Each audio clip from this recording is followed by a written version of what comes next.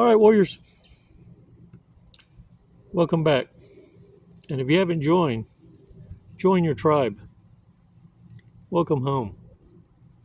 I want to encourage those of you that are new to dive into the playlist. So many questions you have, your answers are there. But listen to me. Sometimes the question you want answers to require a different question be answered first for it to make sense. And it's why I encourage you to go back into that playlist, even those of you who have already binge watched. You're missing different pieces that didn't make sense at the time, and now you're ready for the next puzzle piece, the next epiphany moment, the aha. You know, the one that brings you that happy dance. Yeah. Warriors, I'm so proud of y'all. Y'all have, oh man, y'all have made so much headway. Y'all are so far ahead of the game that narcissists feel threatened just by your presence. Have you ever noticed? You move the room. Eyes follow you. Sometimes I feel like somebody's watching me. Conversations change when you show up. Some narcissists are so threatened by you, the garbage just needs to let itself out. They're like, what? And don't let other people, well, if he's here, I'm not going to be here. I'm going to. I tell you why.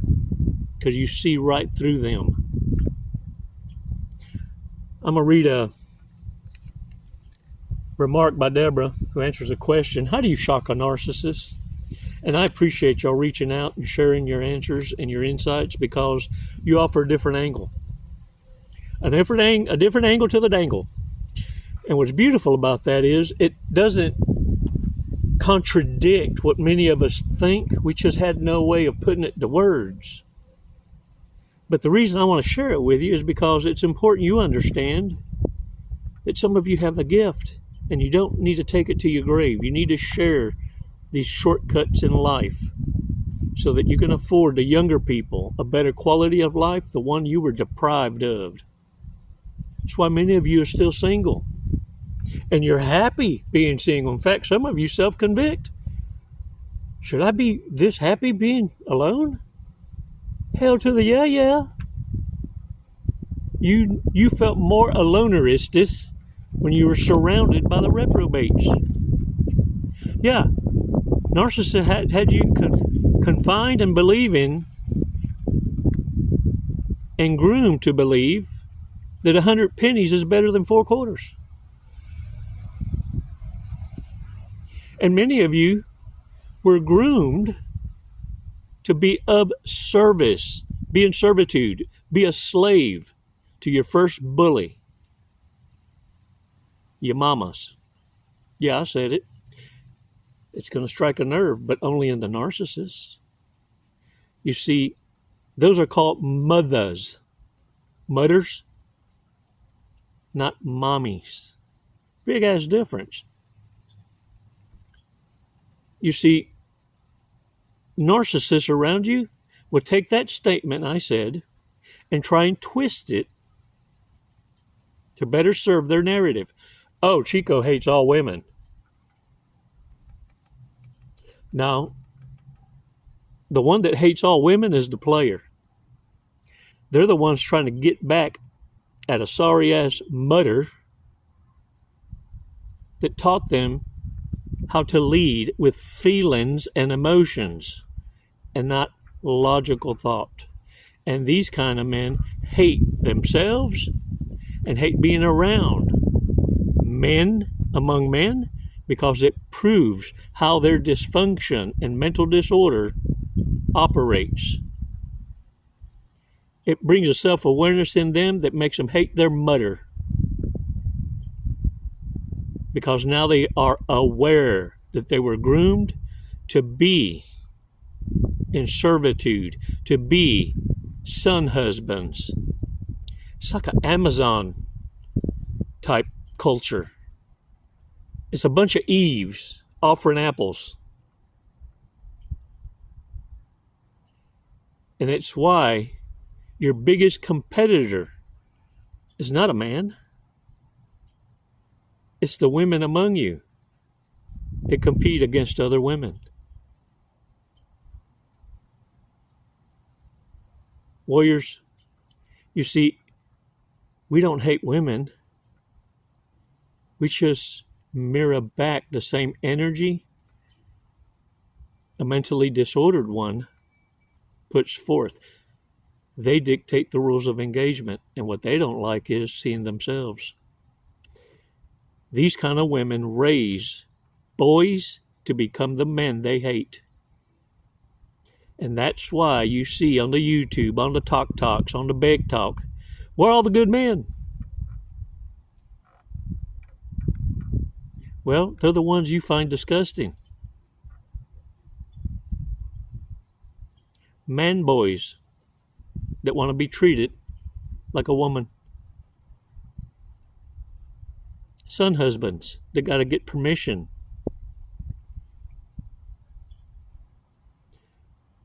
The very men you're disgusted by because they have no masculine trait, no leadership. They don't have the abundance mindset, ambition. They want to be took care of. Drizzle, drizzle.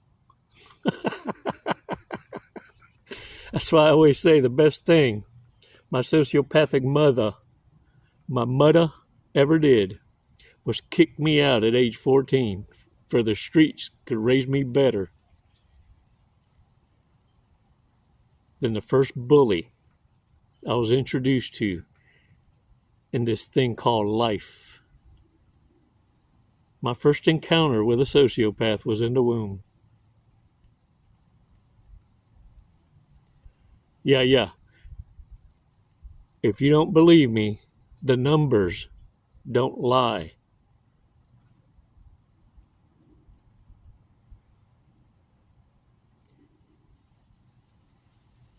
If you don't think the disorder isn't rampant, why is it 2/3 of every woman you will ever meet is on antidepressants? If a soldier suffers PTSD for taking another soldier's life in combat, how much more so a person that takes innocent life of the unborn to the tune of over 1 million a year? I dare say the women in America have taken more life than every veteran combined that's fought in war per year. And if a warrior suffers PTSD, can you imagine someone that has full autonomy, freedom of choice, my body, my choice? I heard a comedian once say, yeah, I believe in that, and I'm going to hold you to it, because when we all die and go to heaven, and God says, why will you take an innocent life? And I'm going to be like, y'all? Oh, no, you got that wrong. That was their choice, their body, their choice. And we was in agreement. Yeah. It ain't no y'all. If that statement convicts you, then it should. Because this channel's here for the warriors, the iron maidens of the tribe, the ones that made badass choices and don't suffer the anxiety and stress and consequence because of it. You'll know who they are, because making great badass godly choices comes with a reward. They're the ones amongst us that can age gracefully. It's like they turn back time.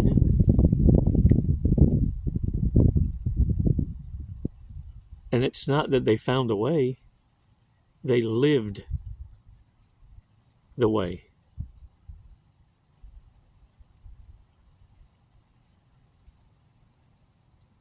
Warriors, narcissists do all this lying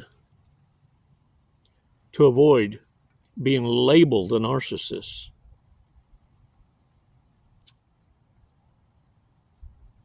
Only to be found out to be a narcissist.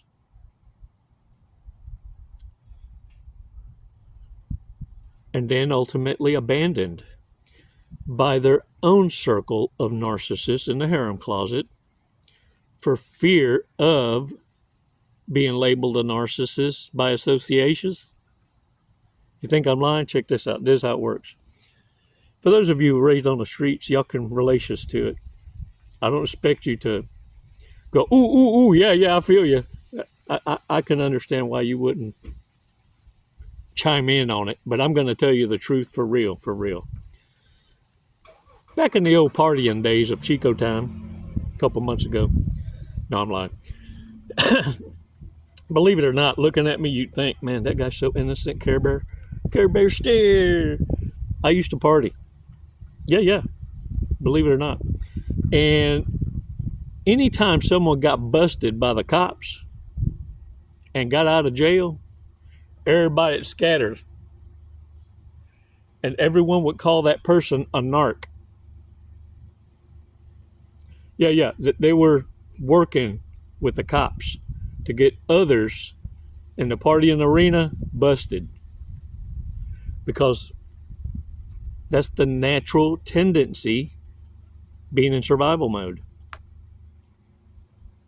It's the same concept with narcissists in the harem closet. When shit starts going downhill, everybody's a narc. Feet don't fail me now. Man, and they're vocal with it. Man, get the hell away from me. Nah, man, you're too hot.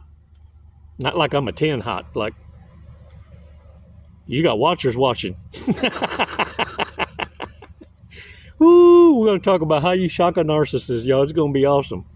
But let's take 5 seconds to reflect us so that we don't bounce back and forth in emotions. Narcissists already done a good job of getting your eggs scrambled. We're trying to de-scramble eggs. And man, let me tell you, we on pace. I just got to spill more tea eloquently without losing my Jesus. Woo, Yeshua, give me strength. I'm even working on less wordy dirds. You feel me? Work in progress. 5 Mississippis. We're going to breathe in deep and then release together so we can take an awesome walk on the beach together with each others. 5 seconds. Let's do this, yo. Come on.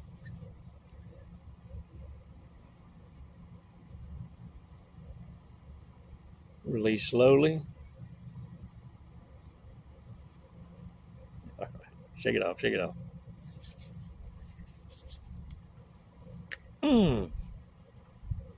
Happy dance. Ooh, man, look. Always remember these kind of folks. There are people in your past that you've helped.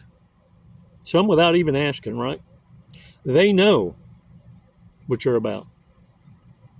But they're so jealous and envious of you that they forget how you helped them, and now they come in disrespect by sleight of hands. You know what I'm saying? Kind of throw rocks and hide the hands. Disrespecting what it is you do, or not even that, sometimes acting like, oh, I don't even know what you do, knowing full well they're your number one fan. But they don't want to give you your flowers. Yeah, narcissists have a way of doing that. What I want you to do is always remember those folks for having disrespected you, even while you gave them that helping hand. Because what narcissists don't understand, they don't understand that you should watch who you disrespect today, because it's who you're going to need in the worsterest way tomorrow. Yeah. When they're needing your bleeding ass heart to show understanding and forget the past. No. And that time will come. Narcissists are just so confident that they will never need you again. And that it's okay to treat you like shit. And the thing is, God works in mysterious ways. He will set it up with a narcissist will need you in a bad kind of way. I'm talking worse than a booty itch. And what God is doing is testing you. Are you going to be so inclined to put respect on disrespect? Are you going to cast pearls to swine? Are you going to be convinced that a pig with lipstick is a 10? Or is it still just a pig?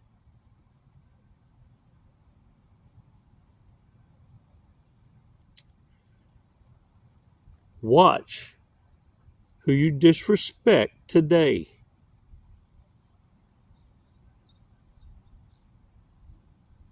Because it may be the very one you need tomorrow. Can I get a what? Patient. Be patient, grasshopper. God is preparing your table and will use narcissists as your footstool. Don't prop them up to be at your table. Keep your foot on their throat.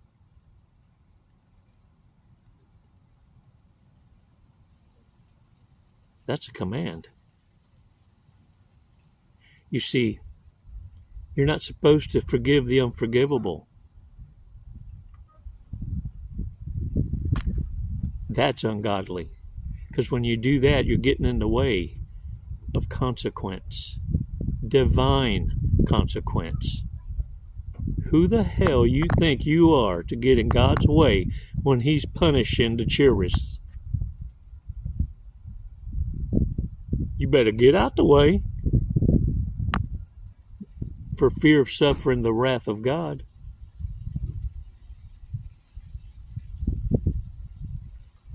Ooh, man. So I can hear it through the video. I can hear it. I'll be hearing some amens up in Chum. Some hands in the air. Ooh, man. Don't you miss the days when you was a young'un and it was your first time for everything? For those of you who have children and you're not a father or mother, you're a mommy and a daddy, and you get to share these first times, these moments, these beautiful, laughable, hilarious moments. It reminds me of a joke. It was a son that had a mommy, a nurturer, teacher. And he turns and he looks at his mommy and says, "Mommy." She was busy doing something in the kitchen. So he raises his voice a little more. "Mommy." She listens. "Oh, yeah, son. What's on your mind?" "Mommy, I have a question." "Oh, well. What's your question, son?" "Mommy, is it normal for farts to have lumps?" She is laughing, but keeping it inside like, oh my God.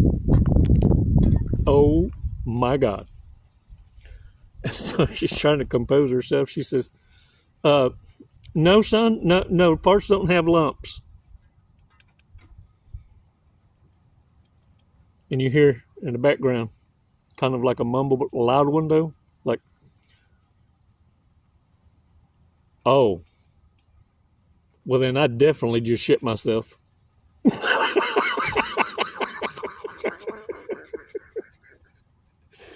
Ooh, man, he let them bloop bloops fly. His first experience and not trusting a fart. Hey, but it's hilarious, isn't it? Well, just like that kid and mommies, narcissists can be shocked. with firsts. And that's what causes mortifications, the ego death. But it's one that's they can't recover from on their own. It requires your silly ass to have understanding, passing by, and going, oh, that person looks down and out. Let me see if I can help him. That's getting in the way of God's divine punishment. Because when narcissists receive this shock and awe, it's divine. And I'm going to share with you what Deborah had to say, because there's 7 ways that narcissists receive this shock. The first is by your empathic asses, walking away and not chasing after them. Número uno. Narcissists literally believe they are irresistible. They believe that everyone's willing to be with them, and you're always going to be pleading to remain in their life.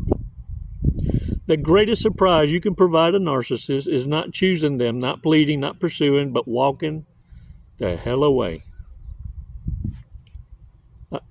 I'm adding to this. Deborah don't cuss. I mean, she's got class.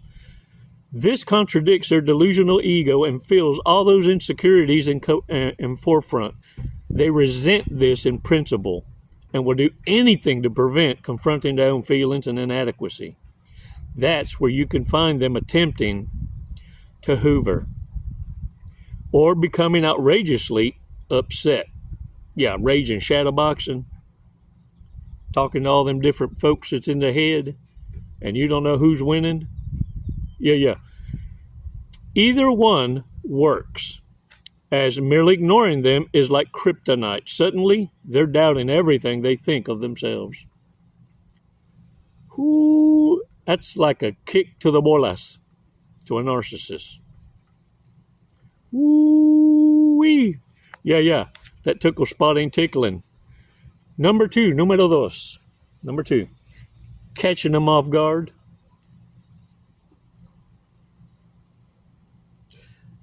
I always like to say it's like they want you to fear the storm and don't realize you can manipulate the weather. That's why you don't fear the storm. You surf it. Narcissists adore predictability because they can manipulate you.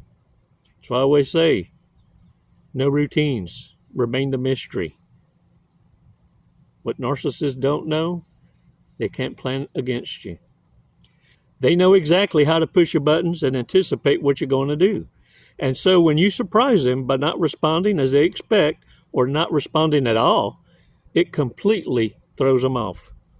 If you do something completely out of the blue, especially during an argument, they're suddenly vulnerable to being caught off guard, and they don't know how to handle it. This loss of control is very disturbing to them. Very. Like a lumpy fart. Y'all notice that shit-eating grin I had? Número 3. Eliminating them before they eliminate you. Whoa, back up, grasshopper.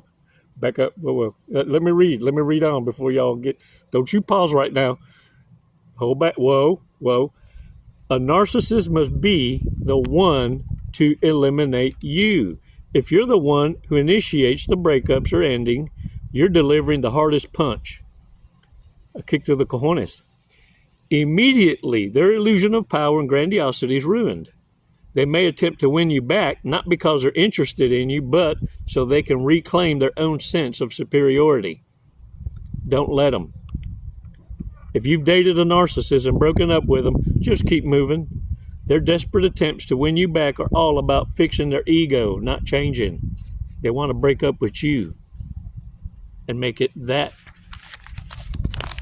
their last connection, that they let you go.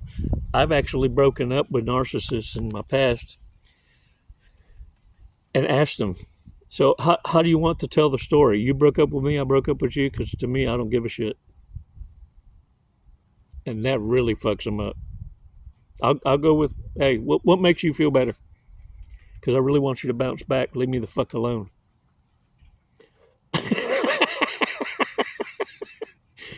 Número 4, number 4. Presenting them with facts to disprove them. Narcissists hate facts. Their feelings are facts and always supersede logic.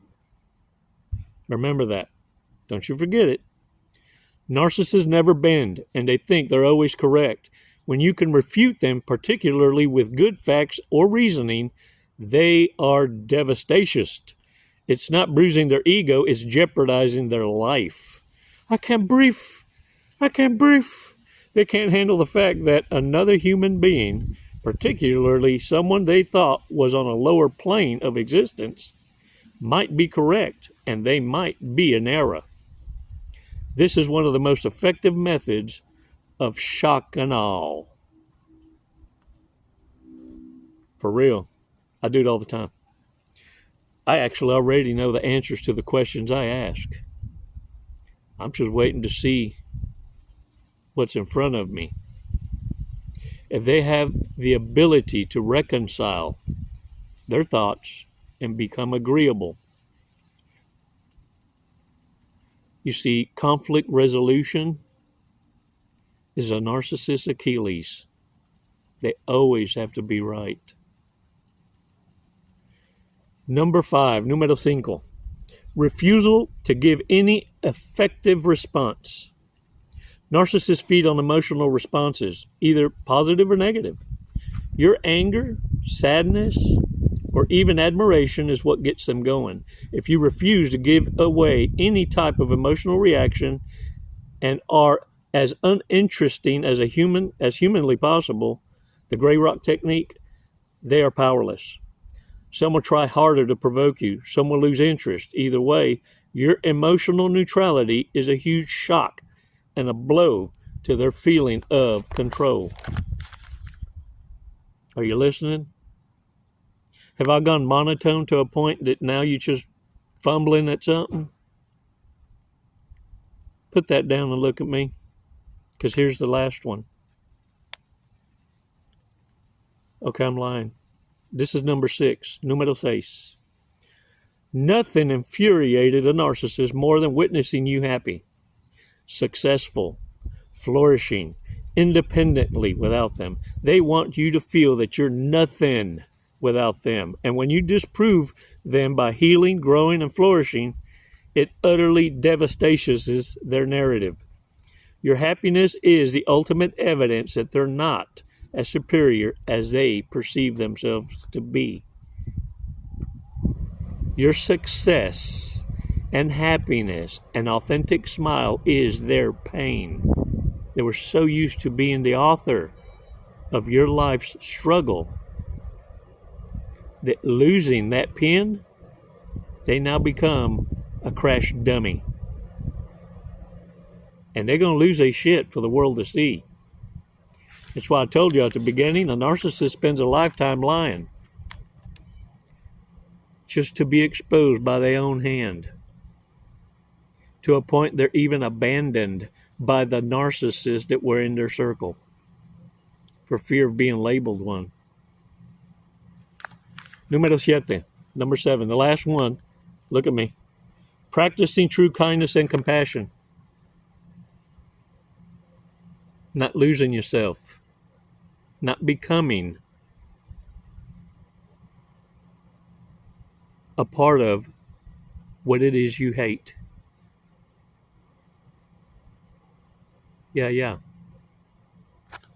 Narcissists do not possess genuine kindness and empathy, and therefore when you persist to be kind and empathetic as opposed to theirs, it infuriates them. They wish for you to be bitter or hurt. Your capacity to be kind, compassionate, and beyond their darkness is something they cannot understand and handle. It reminds them of their own lack. Every breath you take proves to the narcissist, and believe me, they are self-aware. Otherwise, it wouldn't be so hurt by your smile. They know that just your presence and smile alone moves people, motivates people to want to be better.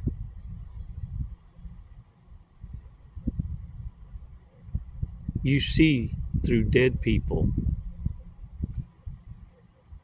and you'll know whose demons are shook, because those are the ones that claim to support you, but then want to ridicule you and disrespect you. Those are your number one fans. They want to be like you, despise you, or you're a triple threat to their false narrative. You may be a threat to their own livelihood and retirement plans, because they've got people groomed around them to serve, and you're teaching them to be independent. Narcissists raise their children to be in service to them, to be their retirement plan. They don't raise them for success, for leadership, with an abundance mindset. They're taught you're nothing more than a loser. And you know who the man-haters are, the man-eaters. If you, as a young man, ever heard, "You're just like your father,"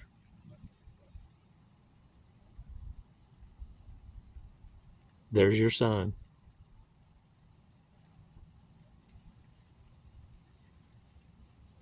Warriors, it's never too late to start over. Don't be bitter. Be grateful. Because your awareness didn't come cheap. Your peace isn't free. But if you're not living a better quality of life, that is your own fucking fault. Embrace change. And remember, what you don't change, you chose. Look at me.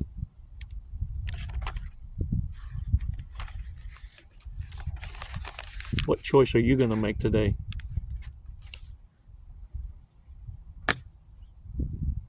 This isn't a pity party. It's a celebration of life. You men and women out there embracing this new awareness, reality, and making those changes are my heroes. You're born again, and you didn't allow it to freak you the fuck out into becoming bitter haters. This isn't a gender war. It's a spiritual war. And when God renders the wicked, the ones living in sin, to the reprobate mind, you're not supposed to commingle with them.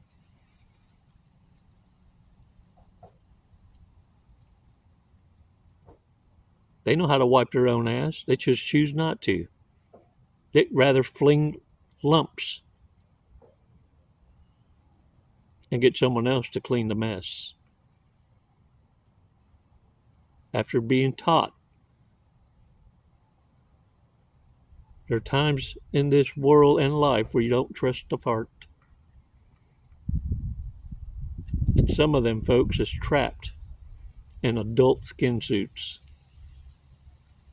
They rode the short bus and left the house without the helmet. And if you leave them to their own, they'd be chewing bubble gum with their ass and blowing bubbles. Yeah, that's a flex. Stop entertaining stupidity. And stop allowing stupidity to use you as entertainment. Can I get a what?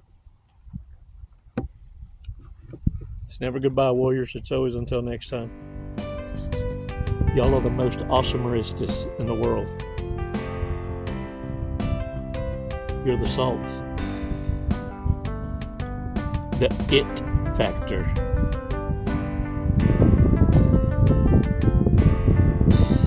It's never goodbye. It's always until next time. Namaste.